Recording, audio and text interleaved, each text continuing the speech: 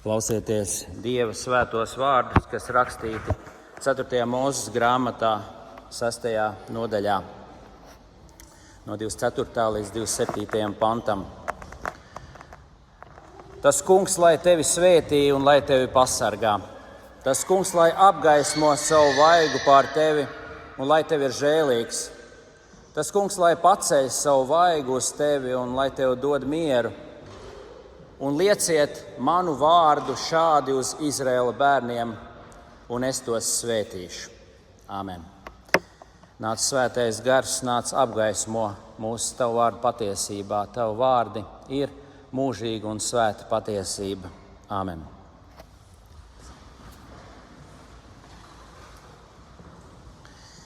Modernais cilvēks gandrīz ik rītu mostoties cīnās ar vienu un to pašu jautājumu. Kas es šodien būšu? Ko es spēšu? Ko es sasniegšu? Ko es pierādīšu? Un pasaule, apkārtējā pasaule ātri atbild un skaļi atbild. Celies, dodies, atrodi sevi, izgudro sevi, izgrezno un noformē sevi tā, ka tu būtu patīkams sev un patīkams citiem. Un ko tas nozīmē būt patīkamam sev un citiem? Tie ir 1000 dažādi prasījumi. Milzīgs daudzums grūti izpildāmu lietu. Tas augstais standarts, pēc kā mēs tiecamies. Un kas slēpjas aiz visu šī te jautājumu?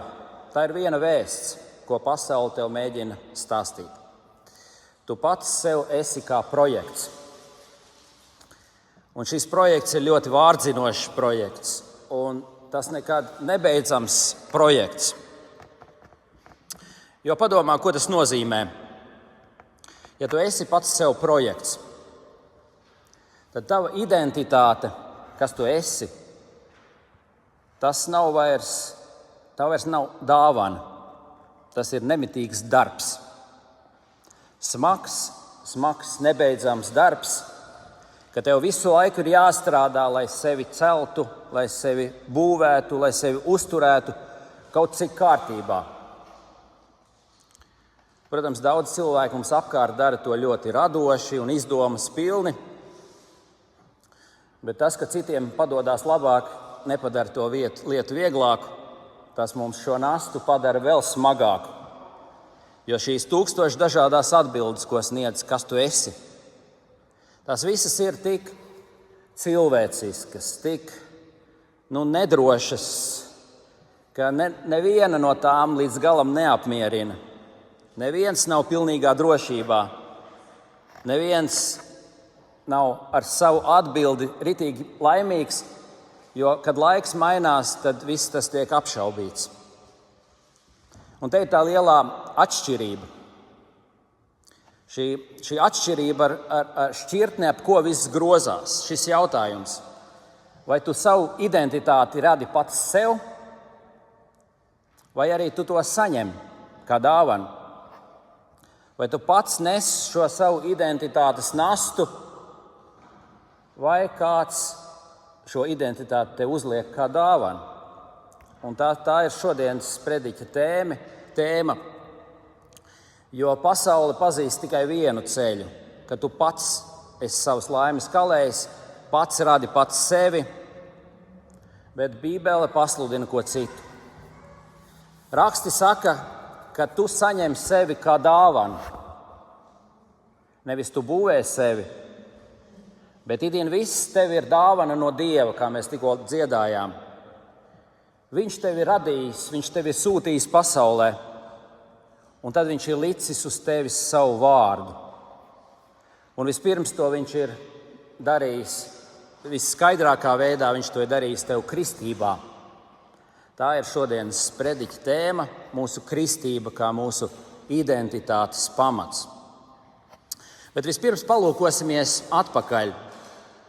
Reiz bija kāda klejojoša tauta. Viņai nebija zemes. Viņa ārēji ne pēc kā neizskatījās. Tā bija necila tauta. Vergiem līdzīga tauta pēc 400 gadiem trimdā Ēģiptē. Viņi izskatījās pēc salašņām. Bet Dievs viņus brīnumaini izglāba no Ēģiptes verdzības.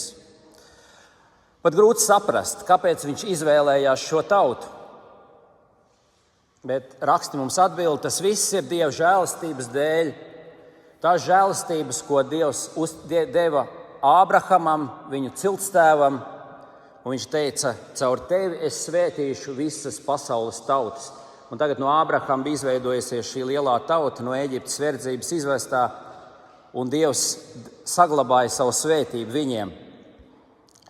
Ieklausieties, kā tas notika. Sākumā viņi ir vergi. Viņi ir salašņām līdzīgi ļaudis Ēģiptes verdzībā. Viņi ir spaidīti, viņiem nav iespēja attīstīties, viņi ir kādi viņi ir. Tad viņi izkļūst no Ēģiptes verdzības, viņiem ir pārējais posms, klejošana tuksnesī, tauta, kas klejo tuksnesī, bez savas zemes. Un viņi pamazām organizējās Mūzes bauslības ietvarā. Un beigās viņi top par to Dieva īpaši aicināto, izraudzīto, izredzēto tautu. Mēs prasām, kas bija mainījies, kas viņus pārvērta. Ne viņu spēks, ne viņu nopelns. Mainījās vienīgi tas, ka Dievs teica šo vienu lietu: manu vārdu es gribu likt uz Izraēla bērniem. Dievs savu vārdu liek uz Izraēla bērniem. Kad mēs dzirdam šo vārdu, mēs latviešu valodā kādreiz nesaprotam. Angļu valodā ir divi vārdi. Ir name and word. Krievu valodā tas pats, jebkurā citā vācu valodā tas pats. Skaties, kur grib. Visiem ir divi vārdi. Latviešiem ir viens vārds, tikai vārds. Un mēs kādreiz nesaprotam, ko tad Dievs šeit liek uz Izraēla bērniem. Vai tas ir vārds, runātais vārds vai personas vārds? Mums jābūt skaidrībā, ka tas ir Dieva personas vārds, ko viņš liek svētīdams savu tautu. Un ar šo vārda likšanu ar to vien pietika, lai šī tauta no pūļa taptu par svētītu tautu, par Dieva vārda nesējiem. Tā bija tā lielā atšķirība. Un mums būtībā jādomā līdzīgi par sevi šodien. Mēs esam viņa svētā vārda nesēji. Un tā ir tā atšķirība. Dieva vārds kristībā ir likts uz mums, un tā ir tā atšķirība. Ar visu to mēs zinām, vai ne, kas kristībā mums ir dots, bet iespējams tu joprojām cīnies pats ar sevi. Tev ir jāsagādā status šajā pasaulē. Tev ir jānopelna gods un godājams vārds. Tu gribi, lai tevi sauc par īpašu cilvēku. Tā būs tava identitāte. Tev ir jācīnās par savu vietu zem saules, starp svarīgajiem un ievērojamiem. Tev ir jāsagādā savu vietu un savu status. Un tikai tā tu vari iegūt, kā šodien saka, drošu pašapziņu vai drošu pašapziņu. Un tomēr mēs zinām, cik tas viss ir trausls. Gods, nauda, atzinība. Šīs lietas, lai cik jūs tās dabūjat, viņas maz spēja piepildīt cilvēku sirdi. Pārāk maz. Ar vien kaut kādi lielāki plāni, ar kaut kādi lielāki standarti, ar kaut kādi nesasniegti mērķi mūsu vajā. Un mums saka, cel sevi vairāk, cel sevi vairāk. Tās cilvēciskās ambīcijas būtībā ir kā tāds caurs maiss, ar ko mēs staigājam apkārt, un šis maiss kā nepildās, tā nepildās. Atcerieties, evaņģēlijā ir stāsts, ko Jēzus stāsta par bagāto vīru. Bagātais vīrs, kuram bija, viņam labi klājās. Viņš bija uzkrājis labu bagātību, viņam šķūņi bija pilni, un tagad viņam bija lielā raža. Viņš saka, es nojaukšu savus vecos šķūņus, uzbūvēšu jaunus šķūņus, un varēšu teikt beigās, dvēsele, priecājies, tu esi viens varens, bagāts vīrs, tev ir visas lietas. Un Jēzus saka par viņu, ak, tu nabadzīņš, jo šajā naktī Dievs atprasīs tavu dvēseli. Kur tu liksies ar visu savu bagātību? Te ir šis caurā maisa sindroms. Viņš cēla ar vien lielākus šķūņus, bet Dievs atprasīja viņa dvēseli, un visi viņa šķūņi, kur tie palika, līdz neko nepaņemsi, līdz neko nevar izbaudīt.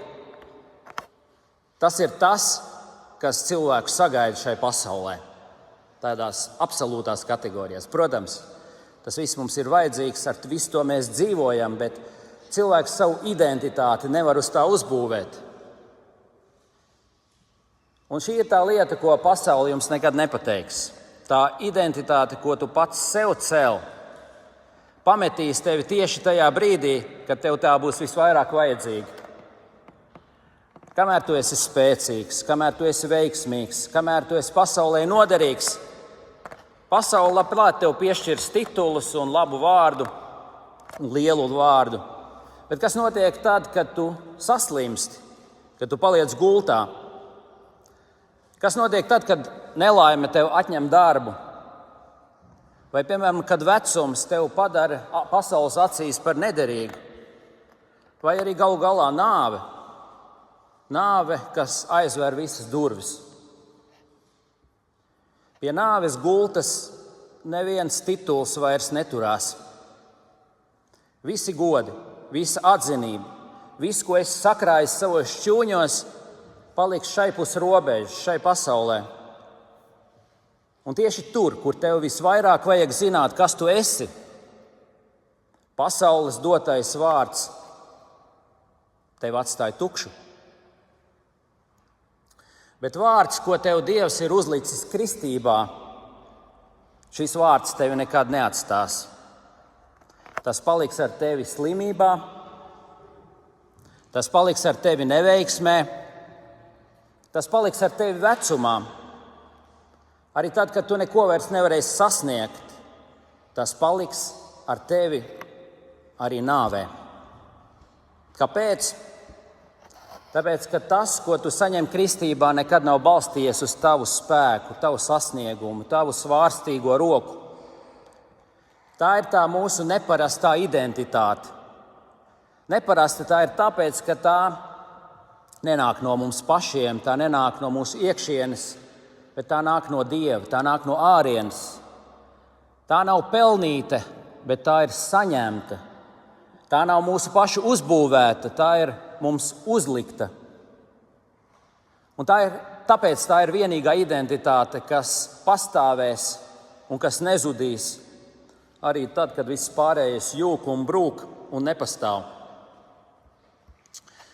Bet jūs noteikti varat jautāt, kā tas iespējams? Kā var vienkārši uzlikt tev vārdu? Tādu vārdu, kas pie tevis turās un paliek ar tevi mūžu mūžos. Un te slēpjas paša evaņģēlijas sirds. Šis vārds varēja tikt likts uz tevi tikai tāpēc, ka tas kungs, kam pieder šis vārds, tavā vietā ir kļuvis par bezvārdi. Ieklausieties, Dieva dēls, kuram bija vārds pāri visiem vārdiem, viņš kļuva labprātīgi par to, kur visi izstumj. Izstumj ārā no nometnes, ārā no savējo vidus. Beigās viņu izstumj no Jeruzalemes un piesit pie krusta. Viņš tika pieskaitīts ļaundariem, viņš tika piekārts kopā ar 2 noziedzniekiem, viņš tika apsmiets un apspļaudīts. Tā viņš kļuva par bezvārdi un izstumto, lai uzņemtu visu mūsu bezvārdību uz sevis un piešķirtu mums vārdu. Tāpēc vārds uz tavas galvas nav kaut kāds lozungs vai uzlīme. Tas ir ārkārtīgi dārgi pirkts un maksāts, jo viņš tevis dēļ pazaudēja savu vārdu, lai dotu tev īstu vārdu. Lūk, kāpēc par kristāmo līst tieši 3 saujas ūdens, kristības ūdens. Un kristība nav tikai skaists rituāls. Būtībā tas ir vecās dzīves beigas un jaunās dzīves sākums. Tas ir tā kā ūdens kaps. kurā tu tiec pagremdēts. Tur noslīgs tava vecā dzīve, vecie darbi, visi vecie centieni kaut ko būt, pierādīt un radīt pašam sevi. Un šai ūdenī, no šī ūdens ceļās jaunais cilvēks, Dieva iedēstītais, svētais cilvēks Kristū.